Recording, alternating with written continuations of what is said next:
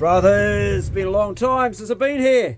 Well, I got a strike against the channel and had to take it away, and I'll explain very briefly about the strike and why we got it and why we're back, just before I go on any further.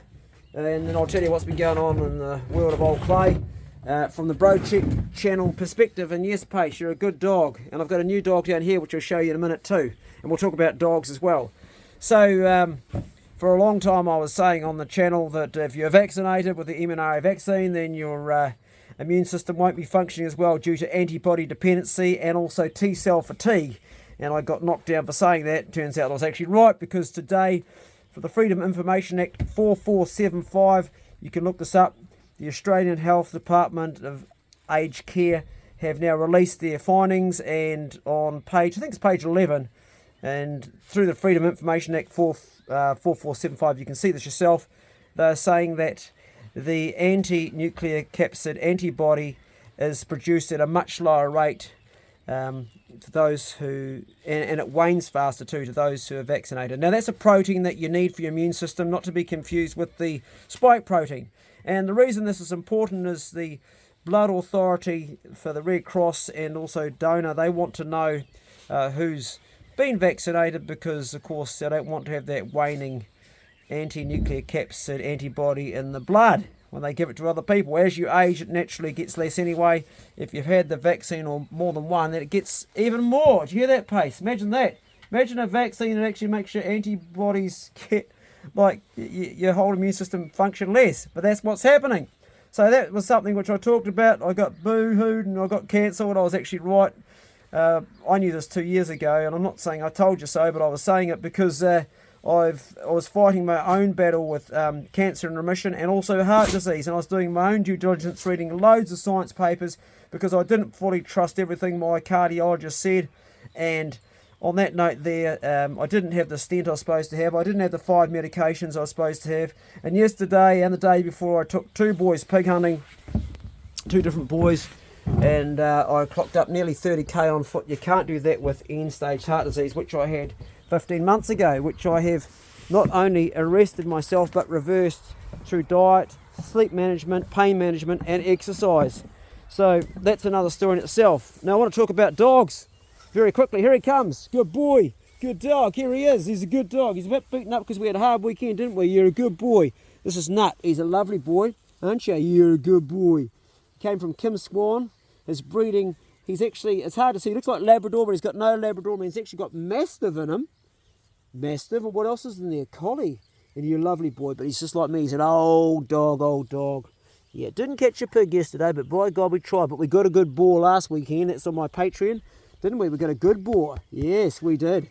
Pace found that one, but you helped locked it down. He's still got a couple of wee prong holes around here, just one in there on the side. But other than that, he's pretty good. He comes from Kim Swan. And this is the brother of her main dog, Pearl. This is Nut. He's a good boy, Nut, aren't you? Where's Poe gone? What you doing, Poe? Come out of there, Pace. Come on, out of there. So I took 2 boys away hunting. One boy suffers anxiety at school and he's medicated for that, and the other boy that suffers ADHD. Now, these mental conditions didn't used to be around when I was a kid, or if they did, they didn't have names to them.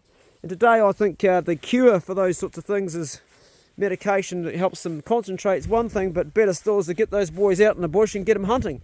And that's where old Clay comes into play. I've been doing it for 20 years now, actually longer than that now, probably 22 years. And I get funded by my patrons, and so that's paid for, so I can actually sustainable do that. And some of you guys that are watching this are guys that have actually helped me do it. Poe, what do you got? She's eating something out in the paddock. What's she eating? What are you eating, Poe? Hey, what you got, Poe? What's that? Pace, leave it. Got to be careful, you got a bit of boat. Where you go, Pace? Oh, what have we found here?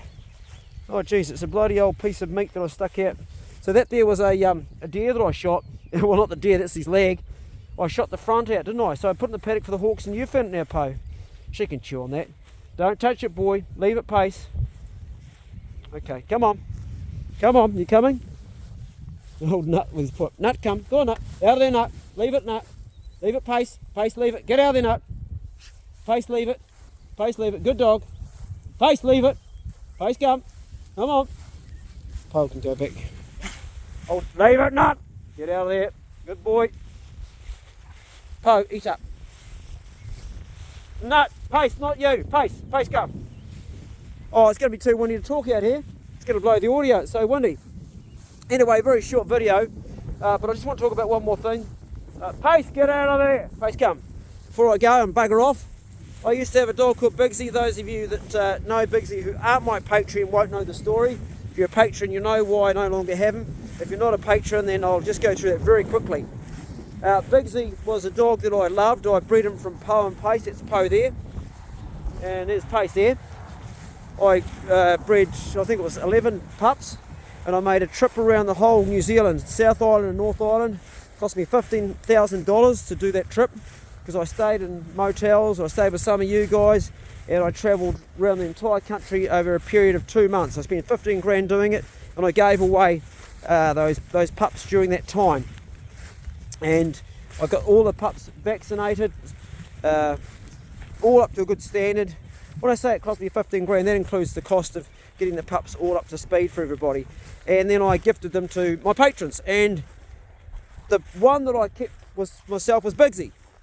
And Bigsy was a great dog. He was a good pig dog. He got better and better, and he was just coming into his own. And one day, out of the blue, he just attacked Pace for no reason at all. And I just didn't know what the hell to do or what had caused it. He had also attacked my dog Bruno at one stage as well. And so that was like not a good sign. Not a good sign at all. Now it's possible that I tried to breed Poe also with another dog, and it's possible that there was the sperm from that dog and not Pace. So it could be that actually that was where his breeding came from. Anyway, this happened 2 more times. Pace got attacked 3 times, and that's when I thought I got to sort this out. So I got him neutered, got his nuts cut off. Pay for that. The following week, he, like when we got back into the hunting again after he recovered, he attacked somebody's dog in the forestry. Just absolutely went straight for this dog and attacked it. And I was lucky I was able to separate it. Had I not been there, he could have killed that dog because it was a smaller dog. And the guy whose dog it was, he was very good. He knew who I was through my channel on that, but it didn't make it right. That you couldn't have a dog running around loose. And I was really of the mind, what am I going to do? I can't pass the dog on to somebody. I can't find a home for it. I don't know how to fix this problem. I talked to my brother who's a vet, and he said sometimes that they get a tumour in their head and can cause this to happen because it's out of the blue, and it could have been that, we don't know. Anyway, I thought, well, just see how we go. I should have by then put him down, but I didn't.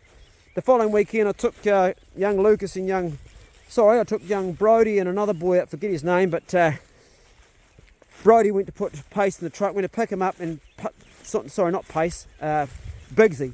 Went to pick up Bigsy, and he lunged at him, growled, and was going to bite him. You could see it was going to happen, and Brody put him down. I said, that's it, mate, you jump in the truck. And I gave him a bullet. I shot him on the spot, because if I send home a child that's been, if a child gets his face bitten or gets ripped, that could be a life-changing event, and it'd be horrific for a child and traumatic. And I'm responsible for the young men I look after. They are my first, most important priority, is their safety and well-being. And I haven't really been doing a lot of hunting until I got my health back up to a standard where I feel secure to run those boys through the forestry with my dog. So I've got my health up to scratch now. I'm good, I'm fit, and I'm doing it again, but I can't have dogs doing that, so I just had to make that executive decision. It fucking killed me, it gutted me. It took me a long time to get over it because I love the dog, he was like a family member. It was a hard decision to make, but 99.9% of people around me actually supported me in doing that and said it was the right thing, although it was a bloody hard thing to do. Sometimes when you're an adult, you've got to be responsible and do things you bloody hate, and that's what I did. So it knocked my hunting right back. I haven't got a great pack because Bigsy was my main dog, and I'm sort of starting back off again now. Poe's really should be retired, and their old dog is really retired as well. I've only got Pace to catch pigs. We did get a boar last weekend. So that's where I'm at and what's been going on. Me personally, I'm well. More well than I've been in a long, long time. It's been a hard journey, and I've done it mostly through a new diet, which I fucking hate. I can't stand the diet I'm on right now, but hey, it's got my old ticker back where it should be, and by God, it begs some questions about our health system. Because when I told my cardiologist what I was doing, he said that's never going to work, pretty much.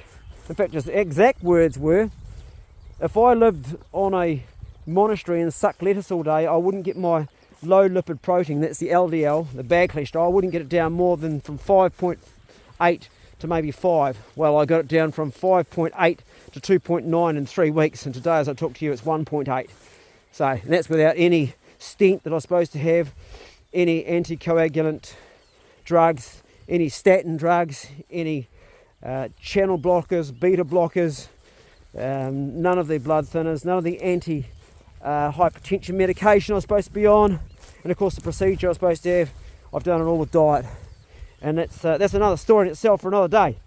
So if you've got cardiovascular disease and you want to live, then I suggest you either read Dr. Carmel B. Esselstyn's book, How to Arrest and Reverse Heart Disease, or talk to me and I'll pass on what I have learned and gained.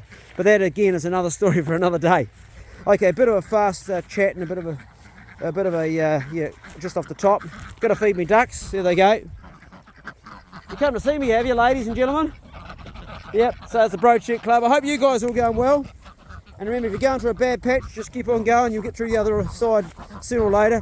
One thing about a crisis is it always passes. It doesn't last forever. I know all about that. I've had a few in my life. I'm still here talking to you, and I'm back again. And I will do a few more of these for the Brocheck Club because, let's face it, us brothers have got to look after us brothers, and the occasional sister too.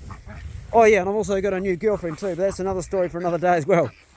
Righto, go steady, and I'm going to feed these little wankers here because they are just that. They're the worst mothers in the world. Trying to get them to produce ducklings, bloody hell. Hopeless, absolutely hopeless. You going to come in and get a feed? Yeah, you coming on? Come on. Come on, you wobbly old bugger. It's crazy. These guys are off the menu now. I bred them so I could eat them, but due to the high animal protein fat, they're out. There you go, wrap your laughing gear on that. See that feed? $1 a kilo. $1 a kilo. Where else can you buy feed at that price? And it produces 20% more eggs because of the protein in it. It's because of the soybean that's in there. Yeah, bloody good. Anyway, hope you find this message finds you guys well, and I'll see you in the next one. What are you doing, Pace? You leave those eggs alone. Look at him. Guilty as. Little paw up there. Look at him. You leave my eggs alone. You're a good girl, aren't you, Po, eh? She's always wagging her tail. She's a good girl, aren't you? You're a good girl, aren't you, Po? Come on, Nut. Come on, you old bastard. Come on. You're a good boy. You're a good dog, aren't you, eh? See ya.